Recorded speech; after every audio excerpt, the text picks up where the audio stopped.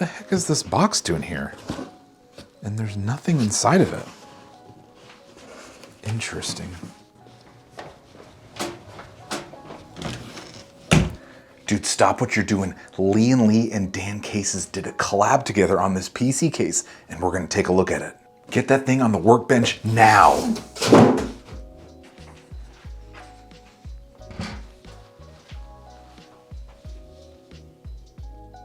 Dude, give me the details on the case. All right, chill out a little bit. Excuse me. So this is the Lian Li and Dan Cases A3. So let's take a good look at the exterior.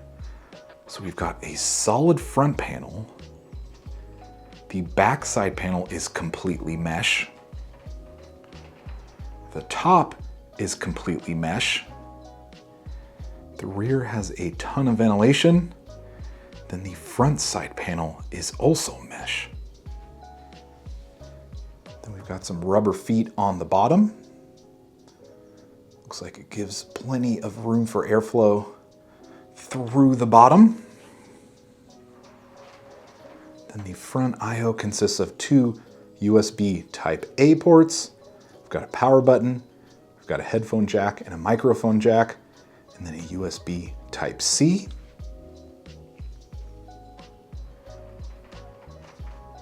And the best part, it says Dan on the case. Well, duh, it's a collab with Dan Cases. Anyways, so I went ahead and I removed all of the panels for the case so we can take a better look at this bad boy. And the first thing I want to talk about is this side bracket. So it can be easily removed with a screw on this side, which I've already removed, and then a screw on this side, which I've already removed. Then you can just grab the bracket, pull up, and then pull out. Then you can fit up to 3 fans on this thing. You can fit varying size radiators. You can leave it in the build or you can actually leave it out depending on what you want to do. So let's take a look at the case itself. So it's going to fit micro ATX size motherboards and it has horizontal GPU support. Here are our slots right here for the GPU. Down here, we've got all of our front I/O cables. The back can fit one 120mm fan. The top can fit up to 3 fans and varying size radiators. And the bottom can fit up to 3 120mm fans. In the back, we have this storage caddy, which can be placed in multiple positions on the side and on the front. So there's multiple positions you can place it, and it will fit 2 2.5-inch drives. And then as far as additional storage support, you can fit another SATA 2.5-inch drive down here.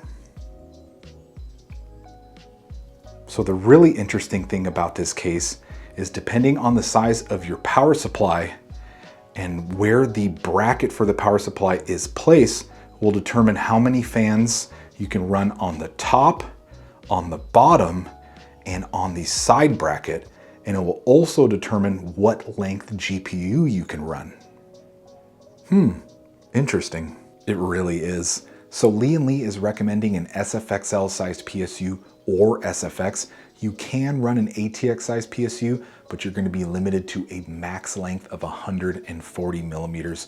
So for this demonstration, I reinstalled the side bracket with the 2 screws that hold it in. And right now the PSU bracket is mounted on the front in the highest position, and the drive caddy is mounted on the side in the lowest position. And both brackets are held in with 2 screws each, in which I have removed for this demonstration.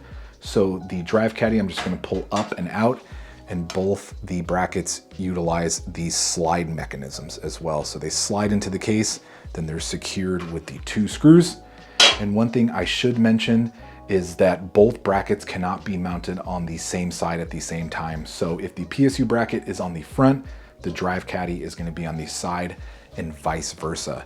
So as far as positioning goes, right now the PSU bracket is at the highest, like I was saying. So because it's at the highest, it's going to interfere with how many fans and what size radiators we can run at the top and the side, because there is very minimal room between each of these brackets. and our GPU is going to sit about right here. So the bracket does not interfere with what length GPU we can run. But if we place the PSU bracket, let's say right here, we have much more space on top, so we can fit up to 3 fans and varying size radiators. There's still minimal room between each of these brackets, and now the PSU bracket is interfering with our GPU length, so we're limited on what length GPUs we can run. But if we mount the PSU bracket on the side in the top position, there is a very large gap right here between the PSU bracket and the side bracket, so we can fit varying size radiators and up to 3 fans. We're limited on the top, and then our GPU once again is going to sit about right here, so we're not limited on GPU length. But if we put it right here on the side, once again, we have a ton of room on the top, we have a ton of room on the side, but now we are limited on GPU length again. So there are a ton of different combinations. So I'm gonna go ahead and leave some information down below about each specific scenario. That's a pretty cool feature. So the best part about the Lian Li and DanCase's A3 is that it's only $70 USD. You can purchase a vertical GPU mounting kit as well for it, and then you can also purchase a glass side panel. And I think for this build that we're about to do, this is the route that we're gonna go. Dang, 70 bucks is pretty good. I think it's time to finally build in this thing.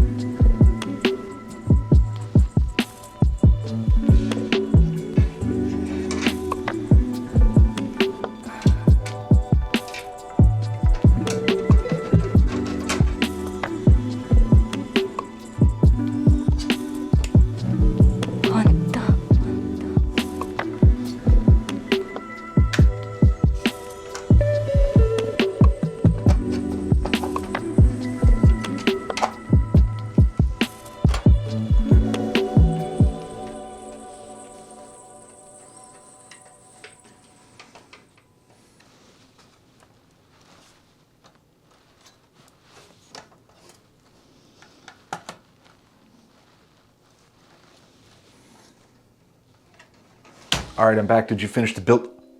Dude, that looks so good. Yeah, I did finish the build, and once again, I had to do all of the work myself. Oh, boo-hoo. Give me a rundown on the build. Well, aren't you a meanie head? Anyways, here is the finished build in all of its glory. And because this case is only $70 USD, I wanted to stick to more of the budget side of things for all the components. And I was able to keep this to around $1,150 USD. And for how it turned out and how it's performing, I think I did extremely well in picking all the parts. I'll go ahead and list out all the components down below if you want to check them out for yourself. But I only had a few things in mind when doing this build. I really didn't want to deal with any fan controllers or any RGB controllers. And I just wanted to use the motherboard's BIOS to set fan speeds. And I wanted this system to be quiet because this is most likely going to end up as a entertainment unit out in my living room.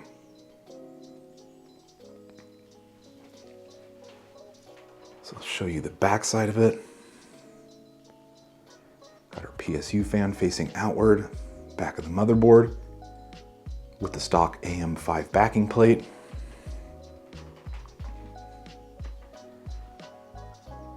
So as far as the build goes, we'll start off with the fans. So I've got 3 120 millimeter fans at the bottom, and these are all intake. Got a 120 millimeter fan in the rear, and then 2 120s on the top.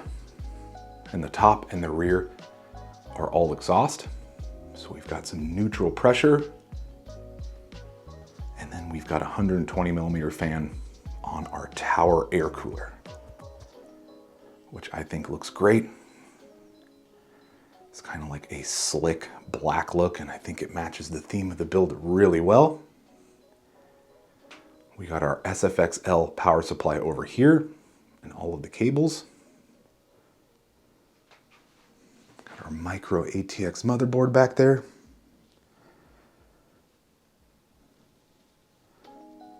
So let me put all the panels on and I'll show you what this looks like with the glass side panel. Yeah, let's see it with the glass side panel. So what did you like about this case? So here is the A3 with the glass side panel. And honestly, I think either way looks great with either the mesh or the glass. I guess it depends on the build and where it's gonna end up. And as far as what I liked about this case, I love that it's only $70. I think it's gonna make for some fantastic budget builds or some really high-end builds, depending on what you wanna do. I love the flexibility of this case with being able to mount the power supply in a ton of different locations. And based off that location, we'll change how many fans you can run on each side, how many radiators you can run. I think that's really cool. It gives you a ton of options. And obviously, I love how the case looks. I love the smaller form factor. I love the mesh panels all the way around. I think it's very sleek looking and will probably end up as an entertainment system out in my living room. Then honestly, I was blown away by the performance. So these stock AM5 CPUs definitely run warm under a benchmark. This one hit about 90 degrees Celsius under a benchmark, but with some tweaks in the BIOS, the max temperature I hit was 76, which is absolutely fantastic. And then in game, the highest temperature I saw was about 62. So ran super cool with this tower cooler, and the performance really didn't change between the mesh and the glass. And then the GPU, the max temperature I saw was 60 degrees Celsius. It's getting a ton of fresh air from the bottom. Is there anything that you disliked about this case? So overall, my experience in this case was great. I did run into a few hiccups along the way. The first one being that the power supply, I originally wanted to mount on the front, but the CPU cable from the power supply would not reach the top left of the motherboard to plug in. So because of that, I had to mount the power supply on the side, and that EPS cable still just barely fits from the power supply to the top left section of the motherboard. So depending on what PSU you go with and how long the cables are and where you mount it are all going to be factors. The second bit of critique I have is, and I know this is a small case to begin with, but cable management is very tricky, especially if you're planning on running 3 fans at the bottom. The front IO cables are very difficult to route. As you can see, they're kind of being bashed up against there with the front fan. So depending on what you're running, it's going to make cable management a bit tricky.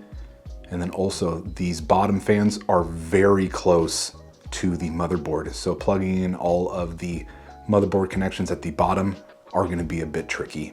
So if you're a first-time builder, this case may be a bit tough, but if you've built 1 or 2, it shouldn't be no problem. Just take some really thought out routing to get it right. Let's get a full view of the build with the setup.